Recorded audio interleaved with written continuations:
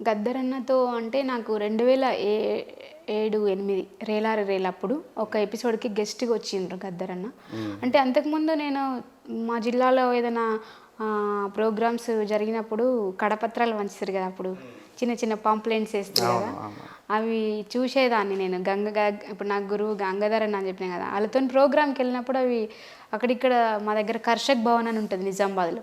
అందులో ఎక్కువ జరుగుతుండే. ఆ పాంప్లెంట్స్ చూసినప్పుడు వాళ్ళని చూడాలని ఆతృతతోని పోయేదాన్ని. వీళ్ళు ఎట్లుంటారు వీళ్ళని చూడాలని పోయేదాన్ని. విమలక్క, అంతటిపల్లి నాగరాజన్న పేర్లు, నేర్నల కిషోర్ అన్న వీళ్ళందరూ వస్తుంటే కూడా నేను ఆహ్, ఎ ధూమ్‌ధామ్ అప్పటికి నేను చిన్నగున్నా అనుకుంటా. కానీ చదువుకునే ఏజ్‌లో వీళ్ళందరూ వస్తుర్రు. ఇట్లా ఈ కార్యక్రమం ఉంది అనంటే చిన్నగుంటా అనుకుంటారంటే తెలుసు. అప్పుడు నేను చాలా చిన్నదాన్ని ఇంటర్ 10థ్‌లో ఆ! అనుకుంటా. ఆ! వీళ్ళందరూ వస్తున్నారంటే అందశ్రీ సార్‌ని వీళ్ళందరి పేర్లు చూసి అబ్బో! వీళ్ళు వస్తుర్రా వీళ్ళందరి బేసిక్‌గా నేను క్యాసెట్‌ల మీద చూస్తుంటే బొమ్మలు గింతంత ఉంటుండే చిన్న ఈ ఫేస్ వరకు ఏస్తారు కదా! హ్మ్. వీళ్ళందరూ లైవ్‌గా వస్తే చూడాలని కాలేజీ, స్కూల్ ఎగ్గొట్టి మరీ పోతుంటే.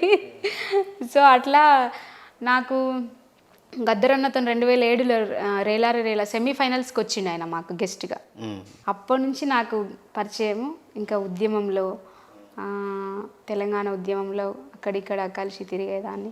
ఎక్కువ నేను రసమై బాలకిషన్ గారితో తిరిగిన ఉద్యమంలో.